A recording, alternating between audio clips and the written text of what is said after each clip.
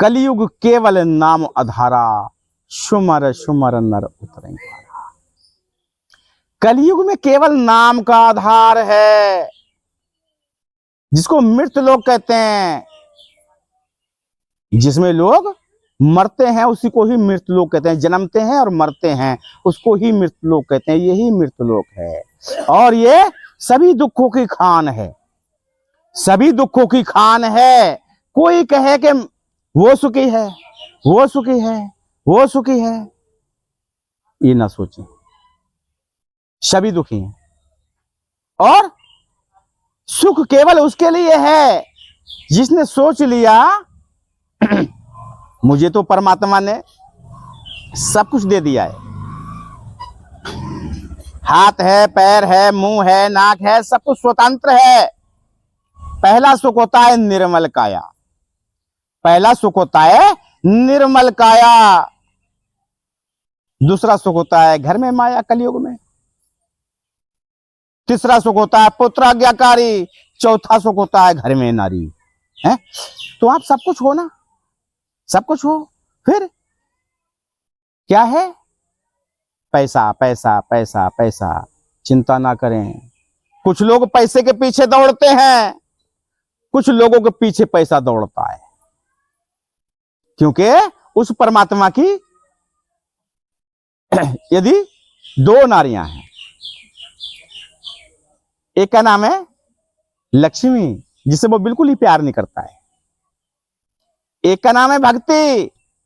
तो भक्ति परमात्मा से प्यार नहीं करती है, लेकिन परमात्मा भक्ति से अति से ज्यादा प्यार करता है। कहीं पर भी एकांत में बैठकर भक्ति करेंगे तो परमात्मा ढूंढ लेगा मेरी भक्ति कहाँ हो रही है, किस कोने में हो रही है। परमात्मा चल के जाएगा। जब वो परमात्मा चल के जाएगा तो लक्ष्मी क्यों रुक जाएगी? वो पीछे पीछे जाएगी वो पीछे पीछे जाएगी। तो मुझे दावत किसकी देनी चाहिए? भक्ति की। भक्ति करते रहेंगे, आप किसी चीज को परेशान नहीं रहेंगे। दूसरे उद्देश्य कहने का यह है, अभी किसी ने सवाल किया था कि लड़की के चरण स्पर्श क्यों किए जाते हैं। बहुत बढ़िया बात। तो उद्देश्य कहने का यह है, लड़की के चरण स्पर्श क्यों किए जाते हैं? बेटा है तो बेटा भी तो हमारा है, बेटी है तो बेटी भी तो हमारी है। हमारा खून बेटे के अंदर है, बेटा हमारे चरण स्पर्श कर रहा है तो बेटी को भी करनी चाहिए। लेकिन नहीं, उद्देश्य कहने का यह है, जिस दिन बेटी का जन्म होता है ना, उसी दिन हमारी इज्जत, हमारी आबरू उसकी गोद में बैठ जाती है, उस लड़की की गोद में बैठ जाती है।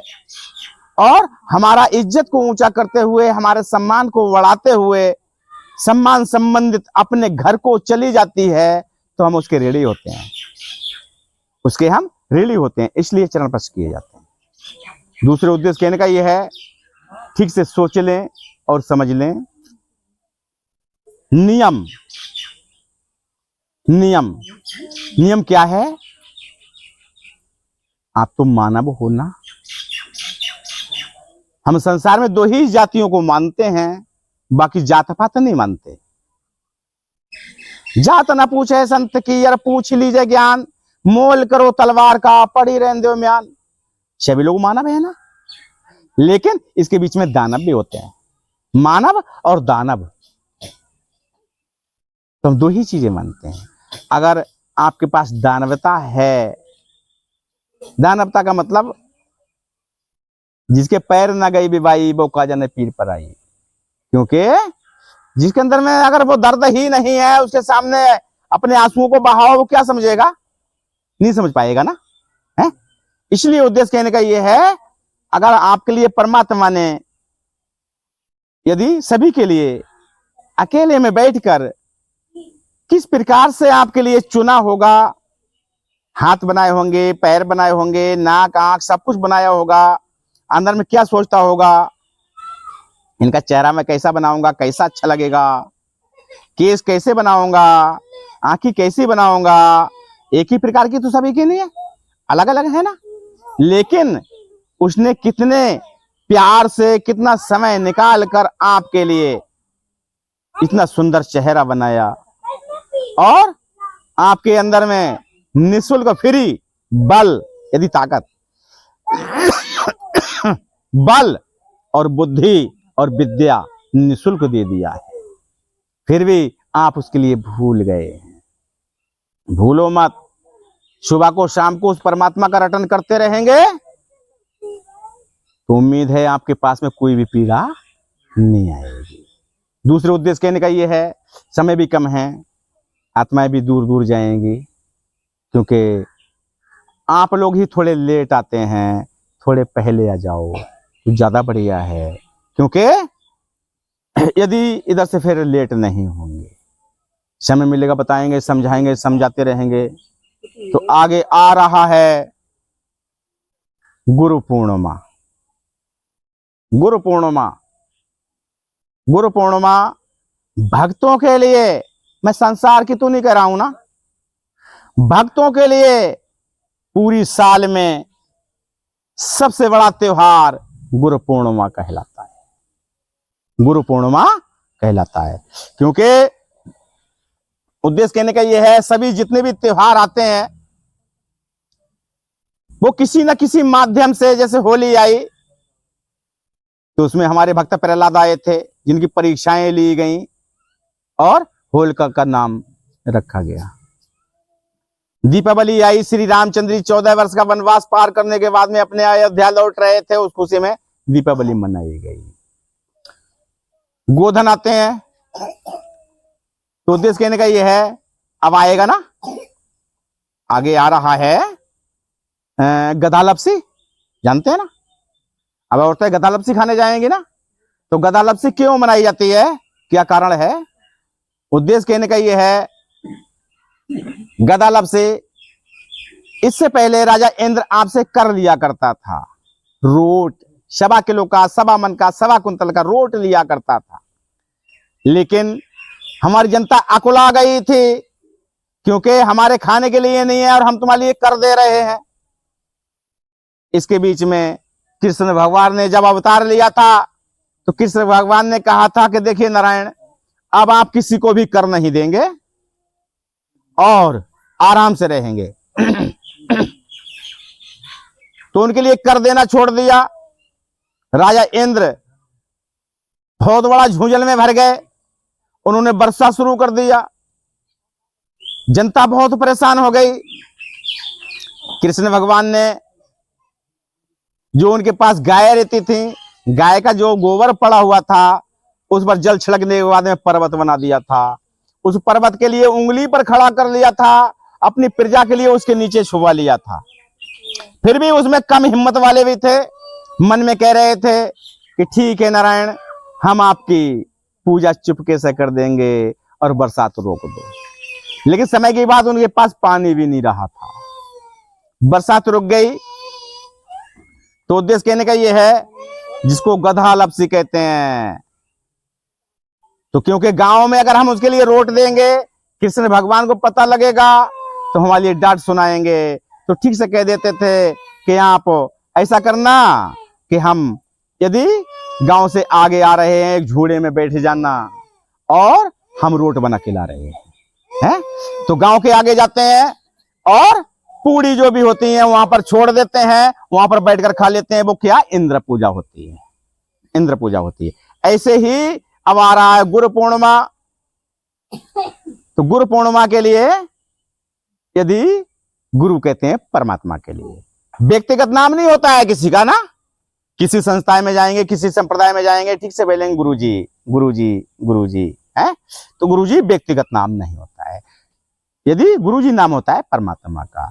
जिसको गुरु पूर्णिमा बोला गया है वो ऐतिहासिक है, हमारे कहने से नहीं।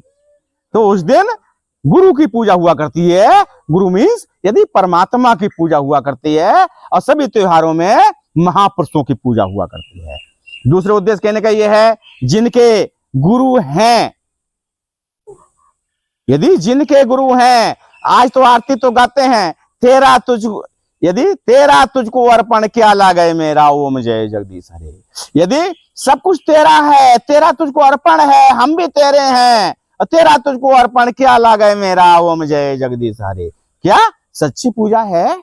अगर उन्होंने कहा कि आज तुमने हवन कराया तो ठीक से, अरे पैकेट ले ही हो, वो 51 रुपया को मिल जात, सामग्री का पैकेट लिया ना वो 51 रुपए का मिल जाएगा, और बाकी सामग्री बढ़िया लाएंगे तो 150-200 रुपए की पड़ेगी, इसलिए 51 रुपए पैकेट ले आना है।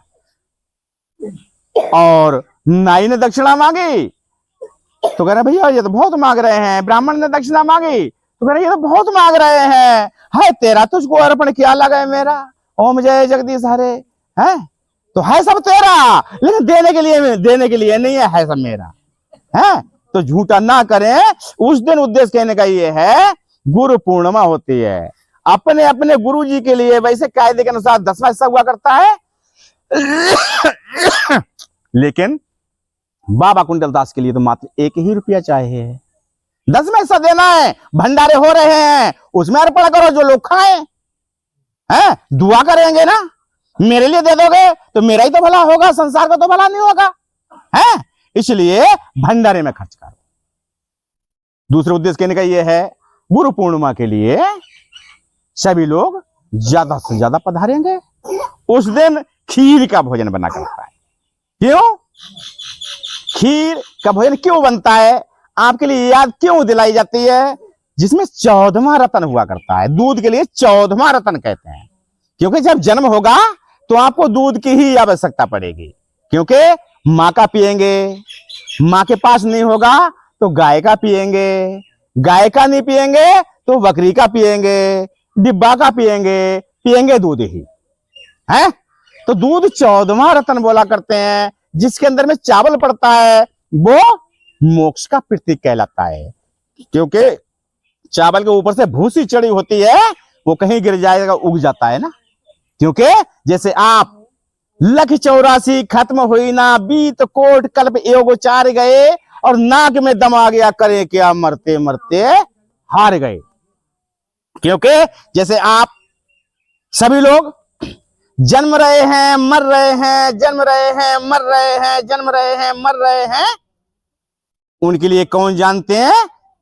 जो परमात्मा के दास हैं, जो परमात्मा के भक्त हैं। क्योंकि अब हम कब तक मरेंगे, इसलिए समय के इष्ट को खोजा करते हैं, समय के फकीर को खोजा करते हैं, जो हमारे लिए निजी स्रोत को बता दे, निजी स्रोत की रास्ता बता दे, ताकि हम जन्मने मरने से बच जाएं।